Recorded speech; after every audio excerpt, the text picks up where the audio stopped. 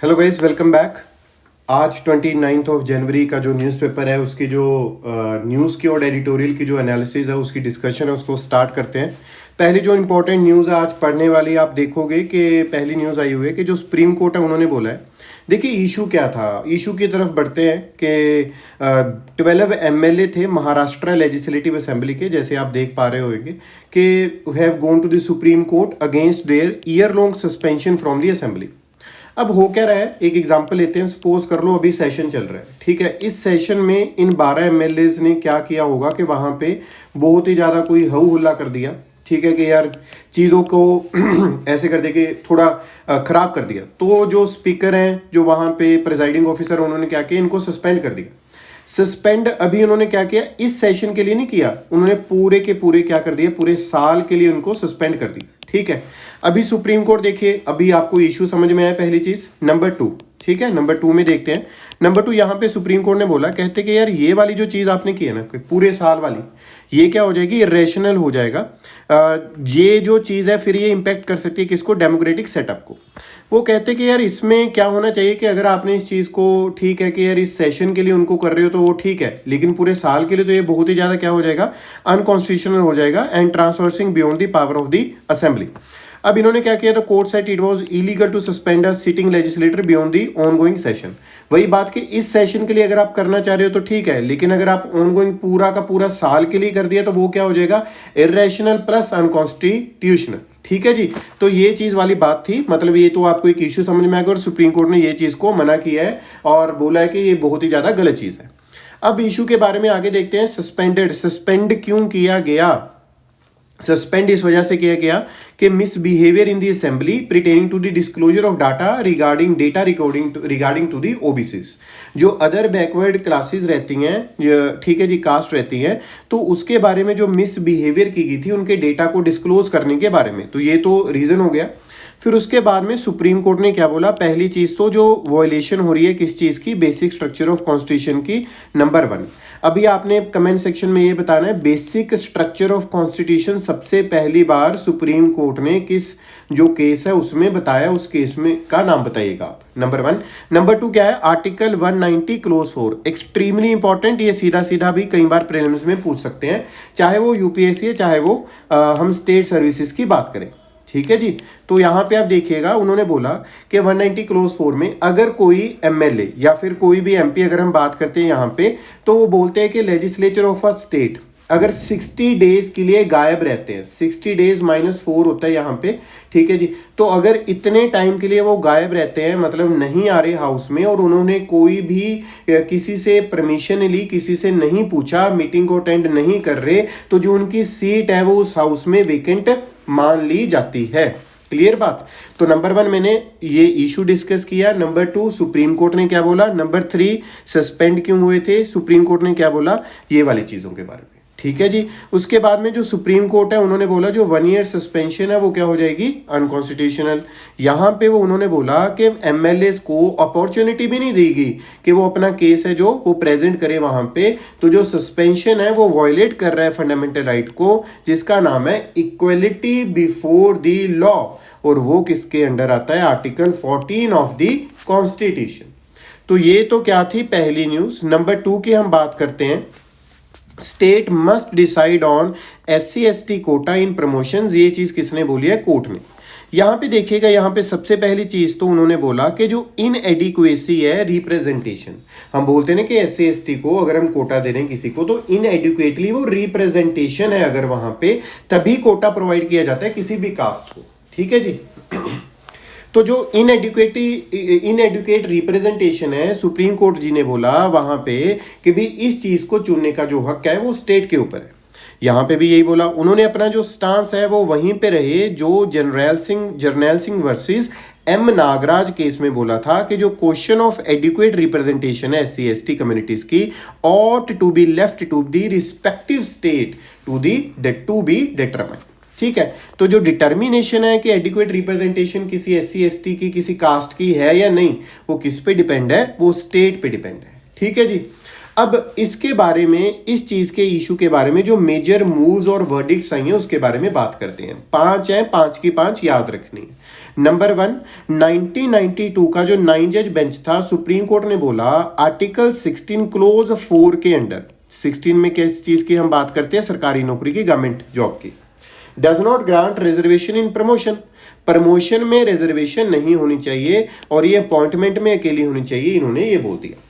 Number 2, 16(4)(a) की जब हम बात कर रहे हैं 1995 में, ये स्टेट को कहते हैं प्रोवाइड करती है, अलाउ करती है रिजर्वेशन SC/ST को इन दी प्रमोशंस, मतलब एक अमेंडमेंट की गई जिसमें 16(4)(a) डाल दिया गया और यहां पे उनको प्रोवाइड कर दी गई।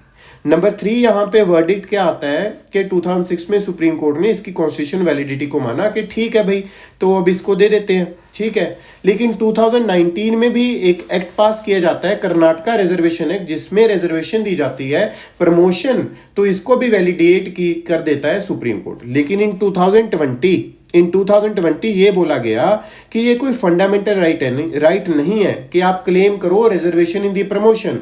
No mandamus can be issued by the court to provide reservation, मतलब now the reservation issue is up to the state, ठीक है। तो सुप्रीम कोर्ट ये बोल रहा है कि ये किस पे ऊपर डिपेंड करता है, ये राजी ऊपर डिपेंड करता है, किसके, स्टेट के ऊपर डिपेंड करता है, रिजर्वेशन देनी है या नहीं देनी है, ठीक है जी। पहली चीज तो आपको ये समझ में आएगी होगी।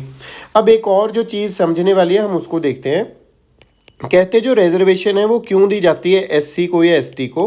पहली चीज़ तो ये जो दलित सेक्शन है, हमने मतलब जो पास्ट में ये डिप्रेस्ड लोग हैं बहुत ही ज़्यादा, तो इस वजह से, और प्लस सोशली और एजुकेशनली ये क्या है, backward, that's why constitution of India और गवर्नमेंट ऑफ इंडिया और we are providing the reservation to these caste. Clear बात। और इसी के साथ में आपको दो आर्टिकल याद रखने हैं, 330 और 332।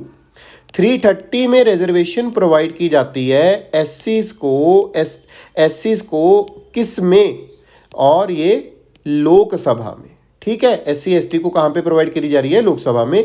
यहाँ पे SC/ST को प्रोवाइड की जाती है कहाँ पे, इन दी स्टेट लेजिस्लेटिव असेंबलीज।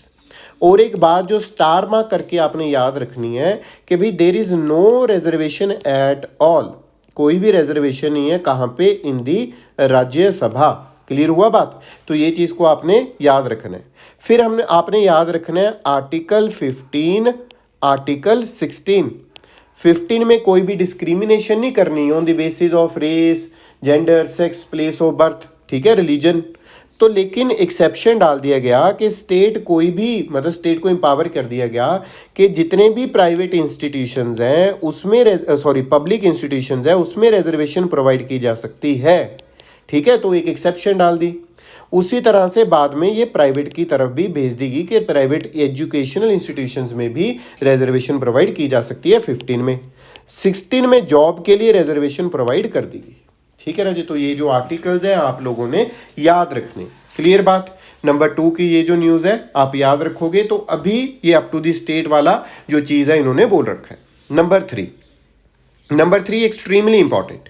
देखिए एक चीज़ जो है कि वो रशिया ने बोला कि मैं वॉर नहीं चाहता, मैं कोई लड़ाई नहीं चाहता, लेकिन हाँ अगर मेरा जो इंटरेस्ट है अगर वो इग्नोर किया जाएगा तो मैं उस चीज़ को नहीं मानूंगा। तो रशिया ने सबसे पहले ये चीज़ बोली है कि अगर आप चाहते हो कि मैं कुछ अच्छे वे से काम करूं, रल मिल के काम करें, अच्छे तरीके से इन चीज़ों को चलाएं, आगे बढ़ाएं, तो एक काम है जो वो करना पड़ेगा कि जो यूक्रेन है उसको नाटो में मत इंक्लूड करो। Do not include Ukraine in NATO, ठीक है जी। अब आगे देखते हैं। अब ये इशू क्या है, यहाँ पे आपको ये मैप दिख रहा होगा। पहली चीज़ ये जो यूक्रेन है देखिएगा, ये सोवियत यूनियन का ही पार्ट था, मतलब both Russia and the West, ठीक है, बोथ रशिया एंड यूक्रेन। तो जो रशिया यूक्रेन ये वाला सारा पार्ट है, ये राज्य किस चीज़ का पार्ट था, सोवियत यूनियन का पार्ट था। बट जब डिसइंटीग्रेशन होती है तो यूक्रेन अलग हो गया, रशिया अलग हो गया, ठीक है, इतना समझ में आ रहा है। अब आगे देखते हैं। आगे देखते हुए आपको ये पता करना चाहिए कि ये जो रशिया और जो वेस्ट है ये इन्फ्लुएंस बनाना चाह रहा था, रशिया इधर से और वेस्टर्न कंट्रीज इधर से, किस पे, यूक्रेन पे। क्यों? आप देख रहे हो रशिया और ये जो यूरोप कंट्रीज हैं इसके बीच में अगर एक बफर दिखाई दे रहा है तो वो क्या है, यूक्रेन दिखाई दे रहा है। लेकिन होता क्या है कि क्रीमिया को देखते ही देखते, ये देखिएगा Ukraine is the crucial buffer, ठीक है, लेकिन देखते देखते क्या होता है राजे कि जो रशिया है वो 2014 में क्रीमिया को क्या कर लेता है, एनेक्स कर लेता है, जिसकी वजह से बाद में क्या कर दिया जाता है, रशिया पे सैंक्शंस भी लगाए जाते हैं। क्लियर हो रही है बात, रशिया पे सैंक्शंस भी लगाए जाते हैं। लेकिन अब क्या हुआ यहाँ पे, this region is the nothing but the Donbas region. So now here एक सेपरेटिस्ट मूवमेंट चल रही है कि हमें अलग होना है किससे, यूक्रेन से, और हम मिलना चाह रहे हैं कहाँ पे, रशिया के साथ में। और ये भी माना जाता है कि रशिया इन लोगों को क्या करता है, फंडिंग कर रहा है, फंडिंग कर रहा है, किन लोगों को, इन लोगों को। So Russia is influencing the people of Ukraine, we can say, ठीक है, तो हम ये बोल सकते हैं। अब आगे देखिएगा, आगे सिंस 2014 जो नेक्सेशन है क्रीमिया का from the Ukraine followed a Russian military intervention in the Crimea, ठीक है। तो ये जो हमने ऊपर चीज़ की बात की, रशिया ऐसा करना क्यों चाहता है, रशिया ऐसा इस वजह से करना चाहता है क्योंकि ब्लैक सी का जो रीजन है वो उसको इन्फ्लुएंस में लेना चाहता है, जिसकी वजह से जियो पॉलिटिकल एडवांटेजेस मिल सकती हैं किसको, रशिया को। क्लियर बात। अब यूक्रेन ने अर्ज किया NATO to speed up his country membership in the alliance, मतलब यूक्रेन क्या करना चाहता है, अपने आप को नाटो में इंक्लूड करवाना चाहता है। और नाटो की ये पॉलिसी है कि अगर सपोज नाटो में 40 कंट्रीज हैं, अगर एक भी कंट्री पे किसी ने अटैक किया तो उसका मतलब होगा 40 के 40 कंट्रीज पे अटैक, और 40 के 40 कंट्रीज मिलके फिर एक कंट्री जिसने अटैक किया तो उस पर अटैक कर देंगी। यूक्रेन ये चाह रहा है, लेकिन करंटली रशिया ने बोला कि इंश्योरेंस मांग रहा है यूएसए से यूक्रेन को इंडक्ट ना किया जाए किसमें, नाटो में। तो यूएस अभी इस चीज़ की इंश्योरेंस देने के लिए प्रिपेयर्ड नहीं है। प्रीलिम्स का क्वेश्चन बन सकता है कि भाई जो मिन्स्क एग्रीमेंट है वो किसके बीच में हुआ था, यूक्रेन और रशिया के बीच में हुआ है, ये चीज़ को आपने याद रख लेना। आगे जो चीज़ है ब्लैक सी के बारे में कि ब्लैक सी को कौन कौन सी कंट्री का बॉर्डर लगता है। नंबर 1 अगर हम बात करें यहाँ पे Russia, number 2 Ukraine, number 3 Georgia. Russia हो गया जी, यहाँ पे आपको दिख रहा होगा ये हो गया यूक्रेन। फिर हम बात कर रहे हैं जॉर्जिया की, देन टर्की, बुल्गारिया और रोमानिया, ठीक है। तो RUGTBR, ठीक है जी। तो ये जो चीज़ है आपने याद रखनी है कि किस तरह से हमें पता चल रहा है, ठीक है।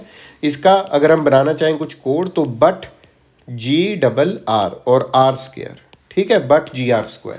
तो यहाँ पे बुल्गारिया, यूक्रेन, टर्की, और G से हमारा क्या हो गया, जॉर्जिया, और R² से रशिया, और R² से रशिया और रोमानिया, ठीक है। आगे चलते हैं। आगे हमारे पास फोर्थ जो न्यूज़ आती है, आई होप आपको ये रशिया वाला इशू समझ में आ गया होगा, ठीक है। नाटो के बारे में अगर आप पढ़ना चाहते हो आप पढ़ सकते हो, ठीक है जी।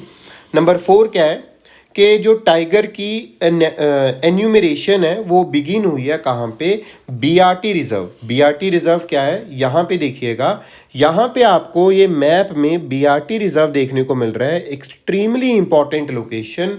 देखिए, Biligiri Rangaswamy temple tiger reserve, Biligiri Rangaswamy temple tiger reserve, ये सिचुएटेड है कहाँ पे, वेस्टर्न घाट और ईस्टर्न घाट के बीच में।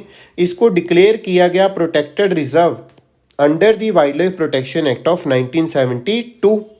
ये वाइडली नोन है, क्यों, because of the endemic species of plants including valuable medicinal ones, ठीक है जी। और टाइगर, अगर हम टाइगर की बात करें तो टाइगर का स्टेटस क्या है, इंडेंजर्ड, ठीक है। टाइगर का जो स्टेटस है वो इंडेंजर्ड है। 29 जुलाई, ये डेटा आपने याद रखना है, 29 जुलाई, हर एक 29 जुलाई को हम सेलिब्रेट करते हैं वर्ल्ड टाइगर डे, ठीक है। टाइगर डे हम क्या करते हैं अपना सेलिब्रेट करते हैं, वर्ल्ड नहीं, टाइगर डे ओनली। और हमारे जो टारगेट है सेंट पीटर्सबर्ग में, हमें टारगेट में आया T/2। सबसे ज़्यादा जो आपको टाइगर देखने को मिलेंगे MP में देखने को मिलेंगे। हमारे जो टाइगर्स वाला जो प्रोग्राम है T/2 का, कि मल्टीप्लाई करनी है टाइगर्स की पॉपुलेशन, ये बड़े अच्छे वे से हमने कंडक्ट किया है। अगर आपको देख रहा हूँ M-STRIPS करके एक आएगा, ये एक टेक्नोलॉजी है जिससे देखा जाता है कितनी पॉपुलेशन है टाइगर्स की, ठीक है राजी। तो फोर्थ न्यूज़ टाइगर के बारे में आपने याद रखनी है। अच्छा, एक और चीज़ यहाँ पे याद रखिएगा, प्रोजेक्ट टाइगर। प्रोजेक्ट टाइगर चलाया गया था हमारा 1973 में to protect the tigers, to multiply the population और to save the tigers, right. और टाइगर, एक और चीज़, टाइगर है जो वो कौन सी स्पीशीज़ है? नंबर 1 की स्टोन स्पीशीज़, मतलब अगर ये वाली स्पीशीज़ ख़त्म हो गई तो सब कुछ ख़त्म हो जाएगा, ठीक है। नंबर 2 इंडिकेटर स्पीशीज़, अगर किसी इकोसिस्टम में टाइगर की हेल्थ ठीक है तो हम मान लेते हैं पूरा का पूरा इकोसिस्टम क्या है, अच्छे वे से चल रहा है, ठीक है। आगे देखते हैं नंबर 5। नंबर 5 की न्यूज़ क्या है?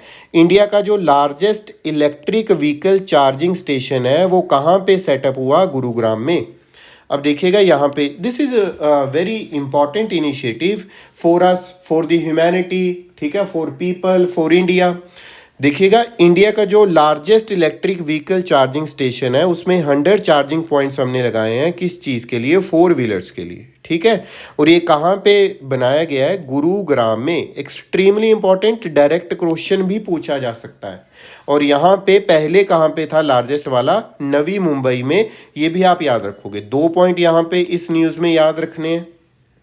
अब जो ये प्रोग्राम चलाया गया है ये एक पायलट प्रोजेक्ट रहेगा जिसका एम है at demonstrating the competitive advantage of owning a charging station business over petrol pumps. फिर देखते हैं इसका रिस्पॉन्स क्या आता है और उसको फिर आगे बढ़ाया जाएगा, ठीक है जी। तो 5th news is regarding largest electric vehicle charging station, ठीक है जी। अब आगे देखिएगा नंबर 6 की जो न्यूज़ है कि एक नया जो ये जो कोविड वाला जो मिल रहा है, नियोकोव जिसको बोला जा रहा है, ये जो एफिशिएंटली इन्फेक्ट ह्यूमन सेल्स, ठीक है। ये नियोकोव जो इनेबल्ड कोरोना वायरस आया है ये सार्स कोव 2 जैसा ही है, ठीक है जी। और ये बैट्स में पाया जा रहा है। यहाँ पे उन्होंने बोला ये ट्रेडिशनली मोर लिथल है बट लेस ट्रांसमिसेबल है देन सार्स कोव 2। ये स्टडी है जो जिसने बताया है। अब इसमें घबराने की बात या फिर प्रॉब्लम की बात क्या दिखाई दे रही है? अगर 3 बंदों को ये हो रहा है तो उसमें से एक बंदे की प्रॉपर क्या हो रही है? डेथ हो रही है, ठीक है। तभी यहाँ पे लिखा है मोर लिथल, मोर प्रॉब्लमेटिक है, ठीक है। वही उसी तरह से ACE2 रिसेप्टर में घुस के वो जो चीज़ है उसी तरह से काम करती है। तो नियोकोव से भी अब बचना पड़ेगा। अब ये पता नहीं क्यों नहीं ख़त्म हो पा रहे यार, तो ये चलता जा रहा है, ठीक है। आगे देखते हैं नंबर 7 की news. Youth of country can boost vocal for local campaign. किसने बोला? प्राइम मिनिस्टर ने। और आप बता सकते हो एक और, मैंने 2 दिन पहले वीडियो में डिस्कस किया था बाल पुरस्कार, और बाल पुरस्कार के दौरान भी अपने प्राइम मिनिस्टर ऑफ इंडिया ने बच्चों को यही बोला कि आप हमारी वोकल फॉर लोकल के लिए आवाज़ बन सकते हो, और उनको इनकरेज किया इसको और फेमस करो, इसको और आगे लेके जाओ, क्योंकि यूथ है जो वही इन चीज़ों को क्या कर सकता है? आगे लेके जा सकता है। इस तरह से जो प्राइम मिनिस्टर हैं वोकल फॉर लोकल को खुद भी प्रमोट कर रहे हैं और लोगों से भी प्रमोट करवाना चाहते हैं कि किस तरह से आगे बढ़ाया जाए, ठीक है जी। अब ये इस बार कहाँ पे बोला उन्होंने? यहाँ पे बोला है NCC addressing the annual PM national cadet corps rally at Delhi cantonment. अब देखिए नेशनल कैडेट कॉर्प्स होते क्या है? फॉर्म किया गया NCC 1948 में, एक्सट्रीमली इंपॉर्टेंट कमेटी का name, on the recommendation of HN Kunzru committee 1946। ये जो NCC है ये अंडर मिनिस्ट्री ऑफ डिफेंस के आती है। हेड कौन करता है? Director general of 3 star military rank. Clear बात? तो ये चीज़ को आपने याद रखना है। ये extremely important for the mains. You can write this in the mains. During the ongoing pandemic over 60,000 NCC cadets have been deployed for voluntary relief work in coordination with the district and state authorities across the country, ठीक है। अब आगे देखते हैं number 8 की जो news है आज के लिए। नंबर 8 की जो न्यूज़ है, FTA dialogue between UK and India. बहुत टाइम पहले जब ये न्यूज़ आई थी, एडिटोरियल आया था, पूरा डिस्कस किया था वीडियो में। अब देखिएगा इंडिया और UK जो कंक्लूड किया first round of discussion for the FTA भाई होता क्या है इसके बारे में पता होना चाहिए। ये 2 और मोर नेशंस के बीच में हो सकता है जिसमें हम बैरियर्स को कम करते हैं। अब यहाँ पे समझने की ज़रूरत है। देखिएगा लेट्स से ये क्या है? इंडिया, ठीक है राजे। और यहाँ पे हम बात करते हैं ये हो गया UK। अगर यूके के बॉर्डर से कोई चीज़ मेरी कंट्री में एंट्री करने की कोशिश करेगी तो मैं यहाँ पे कोई ना कोई यहाँ पे ड्यूटी लगाऊंगा। अब ड्यूटी लगा दी तो उस चीज़ का प्राइस इंक्रीज हो जाएगा, तो ठीक है, तो लोगों के लिए लेस कॉम्पिटिटिव मतलब क्या हो जाएगी, लोग तो कम खरीद पाएंगे। इस तरह से होता है। Same with India. फिर इससे क्या होता है, ट्रेड कम होता है। लेकिन अभी वो फ्री ट्रेड एग्रीमेंट में बोल रहे हैं कि रिड्यूस करने हैं barrier to import and export among them. Under free trade policy जो गुड्स एंड सर्विसेज हैं उसको can be bought and sold across the international border with little or no government tariff. जैसे हमने ऊपर बात किया, quota, subsidies and prohibition to inhibit their exchange. ठीक है जी। तो ये जो फ्री ट्रेड एग्रीमेंट है ये एक जो पॉलिसी पहले से चलती आ रही है उसके बिल्कुल ही ऑपोजिट है, और वो जो पॉलिसी है उसका नाम रहता है ट्रेड प्रोटेक्शनिज्म और इकोनॉमिक आइसोलेशन। मतलब अपनी ट्रेड को बचाना, अपनी कंट्री को दूसरों की कंट्री से आए हुए सामान से बचाना, या फिर ट्रेड को बिल्कुल ही आइसोलेट करके रखना, अपने आप को आइसोलेट करके रखना।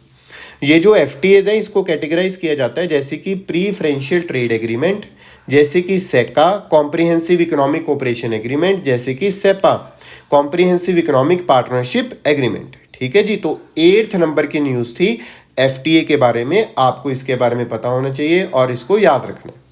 9th नंबर, बैंक्स ने ट्रांसफर कर दिया 15 एनपीएस और जिसकी पैसा था 50,000 करोड़। किसको किया? NARCL। तो भाई इतना ज़्यादा जो एनपीए मतलब नॉन परफॉर्मिंग एसेट, इतना ज़्यादा जो डेट की प्रॉब्लम मतलब पैसे की प्रॉब्लम थी, जो किसको भेजी है? NARCL को। तो इस महाशय को देखना पड़ेगा पहले, ये क्या है? इसका नाम है नेशनल एसेट रिकंस्ट्रक्शन कंपनी। मतलब ये एक एसेट रिकंस्ट्रक्शन कंपनी है। ठीक है, कि आप खुद ये ले लेंगे और आगे इन्होंने खरीद लिया तो आगे अपने आप पैसे निकलवाते रहेंगे लीगल वे से। एसेट रिकंस्ट्रक्शन कंपनी क्या है? स्पेशलाइज्ड फाइनेंशियल इंस्टीट्यूशन है जो कि बाय करते हैं नॉन परफॉर्मिंग एसेट को from the banks and financial institution so that they can clean up their balance sheet. ठीक है जी। तो नॉन परफॉर्मिंग एसेट होते क्या है? देखो, वो पूछेंगे कि इसकी डेफिनेशन किसने बताई, तो आपने ये बोलना है कि भाई आरबीआई ने बताई है कि जो एनपीए है वो एक लोन और एडवांस हो सकता है जिसका प्रिंसिपल या इंटरेस्ट पेमेंट ओवर ड्यू है for the period of 90 days. अब इसकी कुछ कैटेगरीज रहती हैं, 3 कैटेगरीज में हमने इसको डिवाइड किया है। पहली चीज सब स्टैंडर्ड एसेट। अगर कोई एसेट जो बैंक के लिए क्या हो गया, जो लोन दिया है लोगों को, वो बैंक के लिए एसेट होता है क्योंकि उससे तो पैसे आते हैं बैंक को। ठीक है, तो asset which has remained NPA for a period less than और इक्वल टू 12 महीने तक या 12 महीने से कम तक अगर कोई एसेट एनपीए रहता है तो हम उसको बोल देते हैं सब स्टैंडर्ड एसेट। ये क्वेश्चन यूपीएससी ने पूछा था। ठीक है, याद रखिएगा। तो नंबर 2 डाउटफुल। डाउटफुल कौन सा होता है? जो 12 महीने का पीरियड तक सब स्टैंडर्ड कैटेगरी में रहेगा वो डाउटफुल हो गया। लॉस एसेट जिसको हम कंसीडर कर देती है बैंक के, जिसकी लिटिल वैल्यू या फिर जो वापस नहीं आएगा, रिकवरी नहीं हो पा रही जिसकी उस टाइम में, तो वो हो जाएगा लॉस एसेट। ठीक है, तो ये थी इंफॉर्मेशन रिगार्डिंग दी एनपीए। आज की इंपॉर्टेंट 10th नंबर की जो न्यूज़ है कि जो सबसे पहली ये डील की है, first export order for missile. This is the first export order for a missile. Joint product है किसका? इंडिया और रशिया का। क्या चीज़ है? ब्रह्मोस मिसाइल। ठीक है, अब ये जो ब्रह्मोस मिसाइल है ये होता क्या है? ये एक क्रूज मिसाइल है, मतलब एटमॉस्फेयर के अंदर अंदर रह के ही काम करेगी। और जो बैलिस्टिक मिसाइल है वो ऊपर जाके फिर अंदर एंटर होती है। ये बैलिस्टिक मिसाइल होगी, ये क्रूज मिसाइल होगी। ये फास्टर है। ठीक है, इसकी जो स्पीड है पता नहीं कितने मैक तक रहती है, लेकिन इसकी जो रेंज है वो ज़्यादा रहती होती है। तो cruise missile, the BrahMos missile will provide deterrence against any attempt to undermine their sovereignty and sovereign rights specially in the West Philippine Sea. ये टारगेट यहाँ पे इनडायरेक्टली किसको किया जा रहा है? मिस्टर चाइना को। ठीक है जी।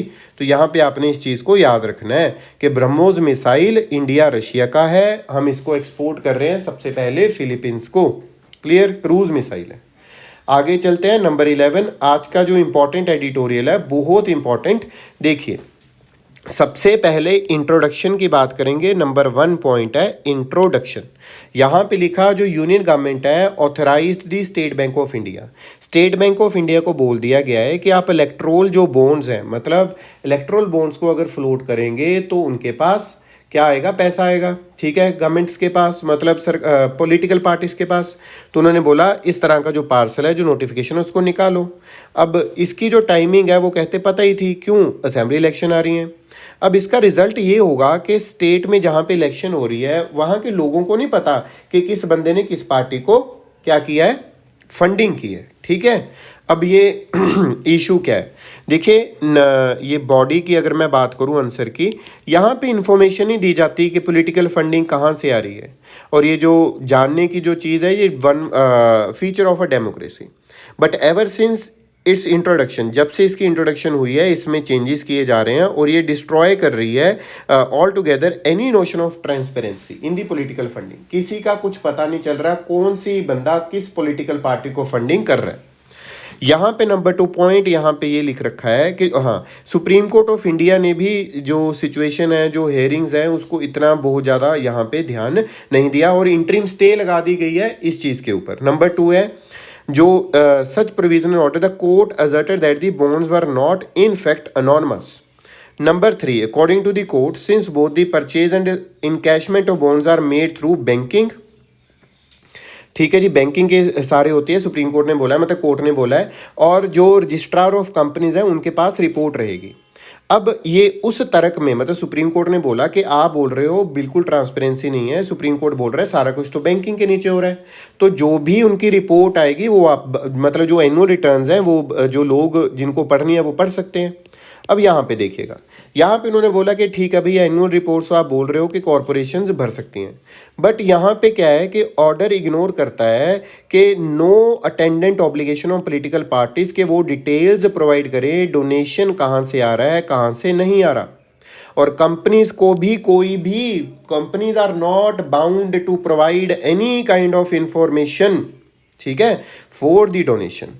आगे नंबर 4 पॉइंट की बात करते हैं। यहाँ पे जो इलेक्ट्रोल बॉन्ड स्कीम है, जो इलेक्ट्रोल बॉन्ड स्कीम है उसको डिज़ाइन किया गया था, उसको बताया गया था कि भाई ये पॉलिटिकल पार्टीज़ की फंडिंग के लिए, और अनलिमिटेड और अनॉनमस कॉरपोरेट फंडिंग हो सकती है।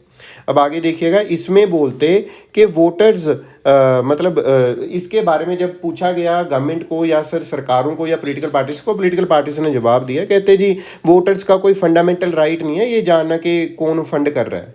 सेकेंडली जो स्कीम है उसका मेन मोटिव था ब्लैक मनी को एलिमिनेट करना, ठीक है, वो ब्लैक मनी एलिमिनेट हो रही है क्योंकि सारा प्रोसेस बैंकिंग सिस्टम के अंदर से हो रहा है। कहते हैं वेरी गुड भाई, ठीक है, समझ गए। अब आगे चलते हैं। अब हायर जुडिशरी की अगर हम बात करें तो प्रॉब्लम कहाँ पे आ रही है कि जो चीज़ें हैं, मतलब जो पेटेंट है या फिर कोई भी चीज़ें हैं कि over the electoral bond scheme however go beyond its patent unconstitutionality. This is because in allowing anonymity it fouls the basis of democracy, ठीक है।